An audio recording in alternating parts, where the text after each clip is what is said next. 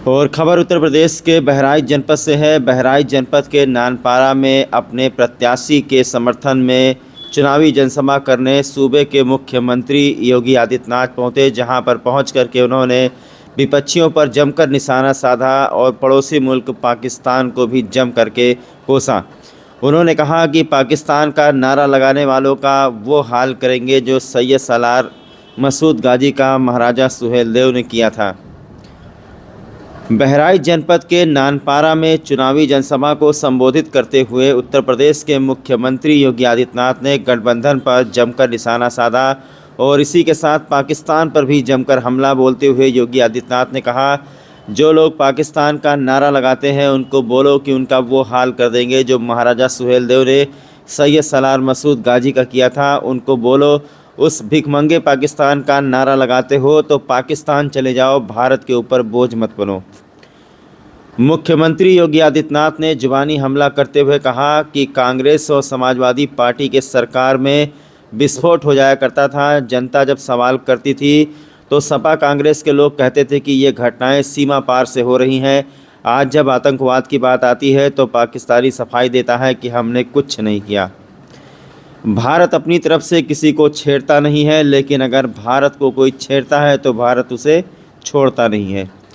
योगी आदित्यनाथ ने सपा परिवार पर हमला करते हुए कहा कि समाजवादी पार्टी के सरकार में नौजवानों के हाथ में तमंचे हुआ करते थे, उनकी सरकारों में गुंडे और माफिया जगह जगह पर बम विस्फोट करते थे, लेकिन बीजेपी की सरकार में माफिया और गुंडे जानते हैं कि ऐसा करने पर उनकी अंतिम यात्रा निकलेगी। तो चुनाव इस वक्त बहुत ही गर्मा चुका है बहराइच जनपद में और लगातार जुबानी हमले एक दूसरे पर किए जा रहे हैं। बिना पाकिस्तान के तो हमारे भारत का जो चुनाव है वो संपन्न नहीं हो सकता। कल डिप्टी सीएम केशव प्रसाद मौर्य जब जनपद बलरामपुर पहुंचे थे तो अपने प्रत्याशी साकेत मिश्रा के समर्थन में उन्होंने भी पाकिस्तान का नाम लिया था। और बहराइच जनपद में सूबे के मुख्यमंत्री योगी आदित्यनाथ पहुंचे हैं तो उन्होंने भी पाकिस्तान का नाम लिया है। मुख्यमंत्री योगी आदित्यनाथ ने इंडिया गठबंधन के लोगों पर जमकर निशाना साधा। मुख्यमंत्री योगी आदित्यनाथ ने कहा कि ये वही कांग्रेस और वही सपा के लोग हैं जिनके राज में गौहत्याएँ होती थी। ये वही कांग्रेस और सपा के लोग हैं जो गाड़ी में बैठते थे, गुंडा कहलाते थे, लोगों के प्लाट कब्जा हो जाते थे। ये वही इंडिया गठबंधन है जो आतंकवादियों का समर्थन करता है, सपोर्ट करता है। मुख्यमंत्री योगी आदित्यनाथ ने कहा कि आज हम 80 करोड़ लोगों को फ्री में अनाज दे रहे हैं। बहराइच भाजपा के प्रत्याशी आनंद कुमार गौड़ के समर्थन में उन्होंने जनसभा की और उनके लिए वोट मांगे। ये बहराइच का नज़ारा है जहां पर पब्लिक चारों तरफ खचाखच भरी हुई है। मुख्यमंत्री योगी आदित्यनाथ का एक दर्शन पाने के लिए लोग कड़कती धूप में खड़े हुए हैं। लोगों के मोबाइल फ़ोन ऑन हैं। यहाँ तक कि एक व्यक्ति तो मुख्यमंत्री योगी आदित्यनाथ को देखने के लिए टेंट के ऊपर चढ़ गया, उसे दिखाई नहीं पड़ रहा था। वो वीडियो आपको दिखाएंगे।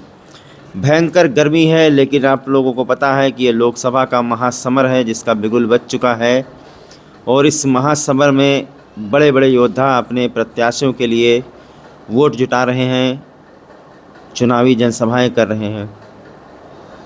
कांग्रेस और समाजवादी पार्टी की सरकार थी ना, तब विस्फोट हो जाया करते थे, कहीं भी आतंकी विस्फोट होते थे, कहीं पे भी विस्फोट हो जाता था। और जब जनता जनार्दन से आवाज उठती थी, भाजपा आवाज उठाती थी कि आतंकवाद का मुकाबला करो, तो कांग्रेस के लोग और सभा के लोग क्या कहते थे तो आज सीमा पार का है। और आज आतंकवाद का समाप्त तो हुआ ही है। अगर कहीं जोर से पटाखा फट जाए ना तो बहनों और भाइयों, पाकिस्तान सबसे पहले सफाई देता है, कहता है कि ये मेरा हाथ नहीं है। क्यों बहनों और भाइयों, 2014 के पहले का भारत क्या था? एक बदहाल भारत, जनता का विश्वास खो चुका भारत, गरीब भूख से मरता था, अन्नदाता किसान आत्महत्या करता था, नौजवान प्लान करता था, व्यापारी रंगदारी देने के लिए मजबूर होता था, बेटी और व्यापारी दोनों सुरक्षित नहीं थे।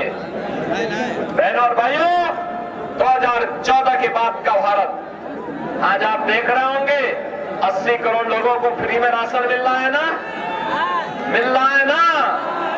अब मैं यही से बोल रहा हूं, अब जो लोग पाकिस्तान का नारा लगाते हैं उनको बोलो वही हाल कर देंगे जो हाल महाराज सुहेलदेव ने सालार मसूद का किया था। उनको बोलो कि उस भिखमंगे पाकिस्तान का नारा लगाते हो तो जाओ वहां जाके फूको मरो, भारत के ऊपर बोझ मत बनो।